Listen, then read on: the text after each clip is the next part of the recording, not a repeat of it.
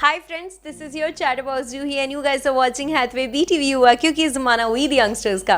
Well, it's been years and years. I have done a story on a segment called as कि मुकेश जी की आवाज़ में young generation के कई ऐसे सिंगर्स हैं जो गाने गाते हैं और अपना करियर बनाते हैं. और यहाँ पे एक सिंगर 4-5 साल पहले बहुत छोटे थे वो, जब he was in his like teens, 14-15 के थे, तब I took his interview because he used to sing in Mukesh ji's आवाज़ and I was so thrilled with the fact that इतने छोटे बच्चे भी आजकल, अभी वो छोटे नहीं रहे हैं although, पर he's still with us. He's back on the sets of HBTV हुआ and we have Naman Pandey with us, the one and only जिन्होंने मुकेश जी की आवाज़ को जीवंत कर दिया था. और उस समय जो मुकेश जी के गाने सुनाए थे, अगर होप यू रिमेंबर, क्योंकि वो सेगमेंट बहुत ही स्पेशल था. पर उस स्पेशल सेगमेंट में एक और स्पेशल इंसान हमें मिले थे, वो थे बड़े पांडे जी यानी कि सतीश जी. और इनसे मुखातिब होने का सबसे अच्छी बात ये थी कि ये हमारे जॉनरा के हैं, ये हमारे जैसे बहुत अच्छा सा कंडक्ट कर लेते हैं इंटरव्यूज़, ये बहुत ही इनकी कम्युनिकेशन स्किल्स कमाल की हैं. और इनके साथ एक और बात ये जुड़ गई है कि लॉकडाउन में इन्होंने एक बहुत ही कमाल का शो इन्होंने प्रोड्यूस किया और उसे लोगों तक पहुंचाया और उसमें कई सेलिब्रिटीज़ को भी इन्होंने उनके इंटरव्यू लिए और 65 एपिसोड्स हो चुके हैं. और इस शो का नाम था कैफियत, जो कि स्टिल गोइंग ऑन. तो ये दोनों से ही बात करेंगे. दीज आर लाइक पांडे पिता पुत्र दोनों से बात करेंगे. सबसे पहले पिताजी से बात कर लेते हैं. तो सर, पहले तो आप ये बताइए कि ये समय कैसा निकला आपका, क्योंकि लॉकडाउन के समय पे आपने इसका सदुपयोग किया, मुझे ऐसा लगता है, क्योंकि कई लोगों को यही नहीं समझ में आया करें क्या, बट आपने कहा कि बैठे बैठे क्या करें, करना है कुछ काम, ले के आ गए आप कैफियत और खूब सारे लोगों का आपने इंटरव्यू ले लिया. कैसे हुआ ये सर? सबसे पहले तो जूही जी आपको शुक्रिया कहूँगा कि जिस तरह से आपने अचानक कॉल करके ये शो फाइनल किया है, उससे दिल से शुक्रिया कहूँगा. और मेरे बेटे नमन को आपने हमेशा बहुत हौसला अफजाई की है और उसे शुभकामनाएं दी हैं, और उसके लिए आपको बहुत सारी शुभकामनाएं देता हूँ कि आप बहुत अच्छा करें ज़िंदगी में. और ये जो कोरोना काल गया है, उसमें जब मैं और नमन थे और मेरी पत्नी देहरादून गई थी जहाँ मेरी ससुराल है, तो लॉकडाउन लग गया और हम दोनों थे घर पर और सारे काम खुद करने पड़ रहे थे. अचानक शाम को हम बैठे थे और नमन बोला, पापा कुछ नया किया जाए, बहुत किया है हमने ज़िंदगी में, कुछ नया करते हैं, सभी लोग लाइव शो कर रहे हैं. तो मैंने कहा बेटा क्या हो सकता है नया? तो बोले पापा कुछ इंटरव्यू, आपकी पहचान इंडस्ट्री में काफ़ी है, तो उन्होंने कहा कुछ करिए. तो मैंने कहा बेटा कैसे, किस प्लेटफॉर्म पे करें? तो उसने कहा पापा मैं फ़ेसबुक को बताता हूँ करके आपको. तो मैंने कहा बेटा मैंने ज़िंदगी में आज तक सुना नहीं कि फ़ेसबुक में वो लोग मुंबई और मैं यहाँ पर इंदौर, कैसे होगा? तो बोला पापा आप अपना मोबाइल लाओ और मेरा मोबाइल लाओ. यस वो एडवांस टेक्नोलॉजी उसने यूज़ करी और जब उसने दिखाया तो मैं सरप्राइज़ रह गया. तो मैंने कहा बेटा कल ही इसको पोस्टर बनाते हैं. और यही बस ये है कि एक ख्वाब हमेशा रहा है मेरा कि मैं इंदौर जब से आया हूँ कि आज मैं वो करना चाहता हूँ कि इंदौर और मुंबई की जो ये डिस्टेंस है 600 किलोमीटर की, वो मैं 6 किलोमीटर करना चाह रहा था. ये मेरा पहले दिन से ख्वाब था इंदौर आके, और वो कहीं ना कहीं मैंने कोशिश की. और यही एक बोलते हुए कि जिसने इनिशियली शुरुआत की थी, लोगों ने सोचा इसकी 3-4 लोग, इससे 5-6 लोग हैं जिनके साथ शो किए हैं लाइव, वहाँ तक चलेगा लेकिन ये बंद हो जाएगा. लेकिन मैं उन सभी लोगों से यही कहना चाहता हूँ कि आज मेरे ख्वाबों पे, मेरे ख्वाब हैं उन पर आप हंस रहे हो. आज मेरे तुम ख्वाबों पे हंसी उड़ा लोगे जिस दिन ख्वाब छुओगे मेरे. आज जिस दिन ख्वाब छुओगे मेरे, अपने हाथ जला लोगे. सच है कि मेरे ख्वाबों को जिस दिन आप छू लेंगे उस दिन अपने हाथ जला लेंगे. मेरा ख्वाब है कि मैं ये जो शो है जिसका नाम कैफियत, जो आपने जिक्र किया इस शो का, ये शो उस मुकाम तक जाएगा कि एक दिन अमिताभ बच्चन भी मेरे शो में आएंगे.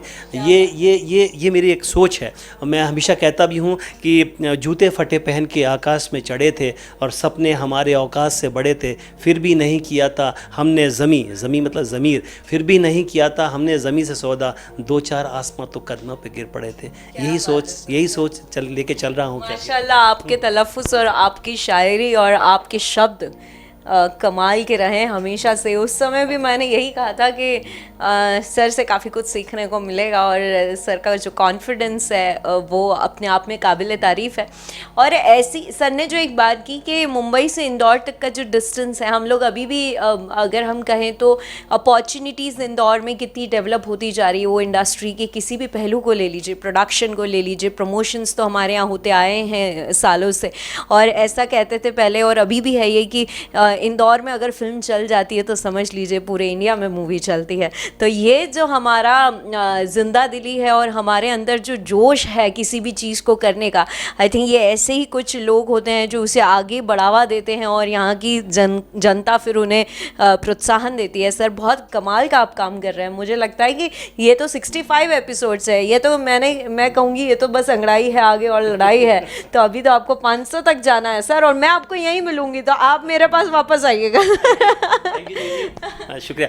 मैं एक बात और कहना चाहूँगा, इसमें शो के अंदर एक चीज़ सबसे अच्छी रही कि मैंने ये बात कही थी कि आज मुझे तुम खाक समझकर मेरी हंसी उड़ा लोगे, जिस दिन ख्वाब छुओगे मेरे अपने हाथ जला लोगे। ये मेरे जहन में हमेशा रहा कि कुछ लोगों ने इसे ये सोचा कि ये शुरुआत में क्या करेगा ये, और ये ठीक है। मैं 40 साल से पुराने यहाँ पर इंदौर में एंकर्स थे, मैं तो अभी 6-7 साल से यहाँ एंकरिंग कर रहा हूँ।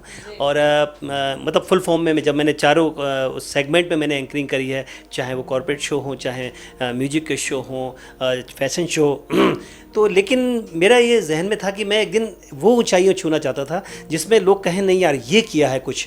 तो मैं कुछ नया सोच रहा था और वो ईश्वर ने मुझे, कहते ना, मेरे आप जैसे मित्रों ने जो मुझे कहीं ना कहीं शुभकामनाओं की लाइट मेरे ऊपर फेंकी और ईश्वर ने उस लाइट को देखा और वो सीधे सीधे रिफ्लेक्ट होके मुझे जो शुभकामनाएं, जो आशीर्वाद मुझे मिला है, मुझे तो आज पता ही नहीं चलता कि कितने फिल्म इंडस्ट्री के लोग मुझे आज ही सुदेश बोध जी से बात हुई, बहुत खुश थे मुझसे और बोले सतीश मैं आ रहा हूँ आपके साथ। विक्रम गोखले जी कितने बड़े कलाकार हैं और वो बोले कि मैं अभी शूट पे हूँ और बहुत जल्दी शूटिंग से मैं आके आपसे मिलता हूँ, रूबरू होता हूँ। और परसों जो है मधुरिमा तुली जी, जिनको की बेबी फिल्म में वो अक्षय अपोजिट में थी, इतनी बड़ी अभिनेत्री, मतलब वो मेरे साथ थी।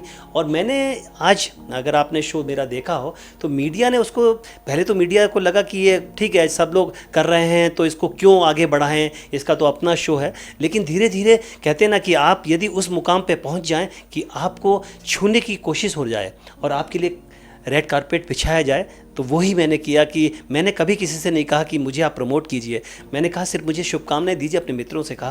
और धीरे धीरे ये बढ़ता चला गया।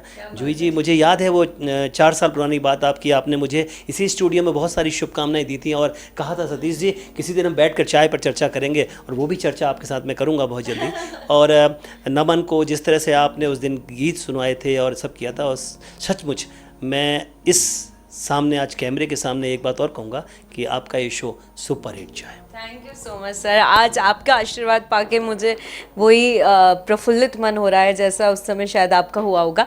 और यही चीज़ है जो एक कलाकार को कलाकार से जोड़ती है। और मुझे लगता है कि हमेशा हमेशा हमें किसी को भी आगे प्रोत्साहित करना चाहिए, क्योंकि हम तो अभी देखते हैं कुछ तो लोग कहेंगे, लोगों का काम है कहना।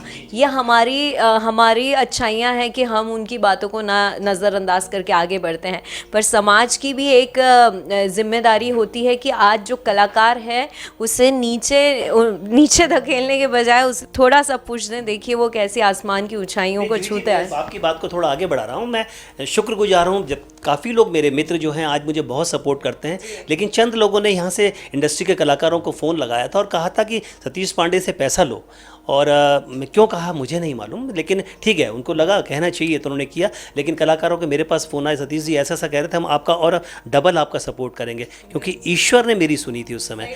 और उसके बाद फिर एक वाक़या और हुआ कि मेरे लोगों ने वॉच पार्टी करी, क्योंकि चाहने वाले बहुत हैं मुझे, तो कुछ उन लोगों के कारण जो मुझे नकारात्मक लेना चाहते थे, उन्होंने लिखा वहाँ पर कि सतीश पांडे की वॉच पार्टी को बंद किया जाए, लेकिन क्या हुआ कि उसकी डबल स्ट्रेंथ में लोग आ गए। जी जी जी जी जी जी जी जी मेरी आईडी हैक हुई, तो मैं भी 2 दिन तक मैं रोता रहा, लेकिन ईश्वर से कहा कि पहली बार, खजराना मंदिर को कहा कि पहली बार मैं खुद के लिए मांग रहा हूँ, हमेशा दूसरों के लिए मांगा है। मैंने कहा प्लीज़ इसको चल जाए, और वो आईडी मेरी खुल गई। और क्योंकि मेरे उसमें इतने सारे इंटरव्यूज़ थे, शायद मेरे 20-25 इंटरव्यू हो चुके थे, और उस दिन मेरा इंटरव्यू था लेकिन मेरी आईडी बंद हो चुकी थी, तो मैंने अपने बेटे नमन की आईडी पर उस दिन शो किया था। क्या बात है सर, बहुत खूब। ये धीरे धीरे चैलेंजेस भी सब कहते हैं कि हम लोग चैलेंजेस से भी निपटना सीख ही जाते हैं, पर अभी बड़े मियाँ तो बड़े मियाँ, छोटे मियाँ सुभान अल्लाह, यहाँ पे जो छोटे मियाँ, इनके साथ ही इज़ नो मोर छोटे मियाँ nowadays, he is a big man, he was in his teens, now is in his 20s, so I must say Naman, you are growing beautifully. And जो मुकेश जी के लिए आपका समर्पण था, और आपने जो मुकेश जी को 15 साल की उम्र में, आई थिंक उसके पहले से you are incline towards Mukesh ji song, okay, तो ये जो इंक्लाइनेशन है, ये आज भी डेडिकेशन उसी तबके का है जो 5 साल पहले था? जी, सबसे पहले तो it's great to be back here, और 3 या 4 साल पहले हम यहाँ थे और यही इंटरव्यू था, यही जूही जी थी, और आज बहुत अच्छा लग रहा है यहाँ पर फिर से आकर। और मैं आपको बताना चाहूँगा कि मुकेश जी का डेडिकेशन अभी भी उतना ही है, क्योंकि उन्हीं के कारण मुझे इंदौर में इतना और बाहर भी इतना प्यार मिला है। तो अगर मैं उन्हीं को नहीं गाऊँगा तो फिर अच्छा भी नहीं लगता। और जिन लोगों ने बहुत प्यार दिया है मुकेश जी के लिए, और मैं अभी भी मुकेश जी को ही गाता हूँ स्टेज पर। वैसे मैं ऑनलाइन थोड़ा बहुत और भी सिंगर्स को गा लेता हूँ, डालता रहता हूँ, क्योंकि उसमें भी एक अपनी ऑडियंस है। तो अभी भी मुकेश जी के लिए उतना ही प्यार है। तो अभी इतनी मुकेश जी की बात हो गई है, तो ये नाइंसाफ़ी हो जाएगी कि हम मुकेश जी की बात करें, मुकेश जी का गाना आपकी आवाज़ में ना सुने। जी जी बिल्कुल, मैं आपको एक गाना सुनाता हूँ जो कि इस समय के लिए बिल्कुल रेलेवेंट है, और उसके बोल कुछ ऐसे हैं कि वो सुबह कभी तो आएगी, वो सुबह कभी तो आएगी, जब दुख के बादल पिघलेंगे, जब सुख का चल छलकेगा, जब अंबर झूम के नाचेगा, जब धरती नगमे गाएगी, वो सुबह कभी तो आएगी, वो सुबह कभी तो आएगी। Thank you so much. मुझे पता है, अगर मैं नहीं, और ये बहुत बड़ा कॉम्प्लीमेंट है कि अगर मुझे ये ना पता चले कि नमन गा रहा है, तो I would actually think that ये मुकेश जी अनप्लग्ड चल रहा है, क्योंकि बहुत खूबसूरत गाया है यार आपने नमन। और आपकी आवाज़ में नॉर्मली जो बात करने में ये टेक्सचर नहीं आता है मुकेश जी का। आप normally you have your different accent, you have your different voice tone, but when it comes to singing all of the sudden कुछ कहते हैं ऊपर से आशीर्वाद आता है, और मुकेश जी का ही आता होगा, एंड यू नो अब all of the sudden Mukesh ji आत्मसात हो जाते हैं आपके अंदर पूरे। और मैं जब किसी और सिंगर को भी गाता हूँ ना, तो लोग कहते हैं कि उसमें मुकेश जी का ही टच आता है। तो वो ये भी लोग कहते हैं, जैसे मैंने कभी किशोर कुमार को गाया, तो वो कहते हैं कि ऐसा लगता है मुकेश जी किशोर कुमार का गाना गा रहे हैं। तो मैंने बोला हाँ, वो तो नेचुरली आता ही है। तो मुझे ऐसा लगता है Mukesh ji has chosen you to sing a song for, this is big compliment baba, Mukesh ji has chosen you to be the person to take his legacy to the next level because of your generation will, आगे वाले 20 साल और आप अगर इसे करेंगे और आपको देखकर कोई और सीखेगा, और वो आने वाले 20 साल तो मुकेश जी तो ताउम्र जिंदा रहने वाले हैं हमारे जहनों में। जी आपको एक बात और मैं कह रहा था, ये शो में अभी नमन गा रहा था, तो अभी मुझे कुछ सरप्राइज़ हुआ था कि दिलीप सेन जी, समीर सेन जी, जो कि 250 से ज़्यादा फिल्मों में, हिंदुस्तानी फिल्मों में संगीत दे चुके हैं, हिंदुस्तान के बहुत बड़ी पाठशाला हैं संगीत की, वो जब इंदौर आए थे और लाभ मठों में शो था, अभी 2-3 महीने पुरानी बात है, और हम तीनों मेरे परिवार के साथ हम बैठे थे सामने, तो उन्होंने सबसे पहले कैफियत की बहुत सारी तारीफ़ें करी, वो 5-7 मिनट कैफियत के ऊपर बोले थे। उसके बाद क्योंकि फेसबुक में जुड़े हैं, उसके बाद उन्होंने नमन से कहा कि नमन ऊपर आइए। मैं सरप्राइज़ कर गया कि नमन को ऊपर क्यों बुला रहे हैं, क्योंकि शो पूरा एक उसको फ्रेम किया हुआ था। तो उसको बुलाया, बोले कि मैंने ज़िंदगी में मुकेश जी से नहीं गवा पाया, लेकिन नितिन मुकेश जी से मैंने गवाया है, तो मैं चाहूँगा कि नितिन नितिन मुकेश जी का वो गाना मेरा नमन गाते, फिर अपना जो ओरिजिनल उनका जो मुकेश जी को गाने का तरीका है वो नमन सुनाए। तो वो गाना उस दिन जो हुआ था शो, सचमुच कहते हैं कि वो जो क्राउड था ना, हाँ वो नमन, वो गाना जो कौन सा गाना था? वो गाना था जो एक पैराग्राफ था उस गाने का जो कि मूवी में नहीं आया था। जो हाँ, जाने कहाँ गए वो दिन का एक पैराग्राफ था, वो मैंने हॉल में सुनाया था और उसके बाद बहुत ज़्यादा लोगों ने पसंद किया था उसको। ओके, वो ऐसा था कि इस दिल के आशियाँ में अब उनके ख्याल रह गए, इस दिल के आशियाँ में अब उनके ख्याल रह गए, तोड़ के दिल वो चल दिए, हम फिर अकेले रह गए, जाने कहाँ गए वो दिन, कहते थे तेरी राह में नज़रों को हम बिछाएंगे, चाहे कहीं भी तुम रहो, चाहेंगे तुमको उम्र भर, तुमको न भूल पाएंगे। व्हाट अ लीगेसी मुकेश साहब की, क्या लीगेसी थी सर। आज हम आज भी इन गानों को सुने और हमारी generation 50 years down the line भी वही खूबसूरती है गानों में, और आज के इससे 100 साल बाद भी वही रहेगी। He was a legendary person. अभी जी बताऊँ आपको कि पिछले जैसे 1 साल से मेरे साथ फेसबुक में करीब 200-250 सेलिब्रिटीज़ हैं जुड़े हुए, और वो नमन का जब भी मैं गीत डालता हूँ तो वो सुनते हैं और फिर वो फ़ोन लगा के बताते हैं कि नमन को मेरी ओर से ये बोलना। और अभी मयूर करके जो अमिताभ बच्चन का बचपन का रोल करते थे, जो इंग्लैंड में हैं, तो उन्होंने मुझे वॉइस मैसेज भेजा, बोले मैंने ज़िंदगी में ऐसी आवाज़ 20 साल की उम्र में जिसने वो गाने सुने भी नहीं होंगे कभी, उन गातों को 150-200 गाने मतलब याद रहना और बिना देखे गाना स्टेज पर। तो बोले नमन मैं तुम्हें देखता हूँ, सबसे सरप्राइज होता है। गूफी पेंटल जी, शीला शर्मा जी जो रज्जो बनी थी नदिया के पार, साधना जी बहुत अच्छा गाती हैं नदिया के पार पर, ये सब, दिलीप सेन जी, मेहुल कुमार जी जो क्रांतिवीर और तिरंगा के प्रोड्यूसर डायरेक्टर हैं, मेरे शो में आ चुके हैं, वो सुनील दर्शन जी, ये सब लोग नमन को बहुत लाइक करते हैं। और अभी नमन का एक गाना आ चुका है कोविड का, तो और उसके बाद इन लोगों ने सभी ने कहा है कि ये फ्रेश आवाज़ है, ऐसा लगता है जैसे इस आवाज़ को मुंबई आ जाना चाहिए। राज सेन जी भी कहते हैं म्यूजिक डायरेक्टर, तो हो सकता है आप लोगों की शुभकामनाएं। लगता है दिल्ली दूर नहीं है, अब बहुत अच्छी ट्रेनिंग है, और मतलब भगवान करेगा तो 20 साल की उम्र में ही अगर सही प्लेटफॉर्म्स मिलने लग जाएंगे तो इंदौर का नाम तो रोशन कर ही देंगे। साथ ही में मुकेश जी भी बड़े खुश होंगे जहाँ से भी वो देख रहे होंगे।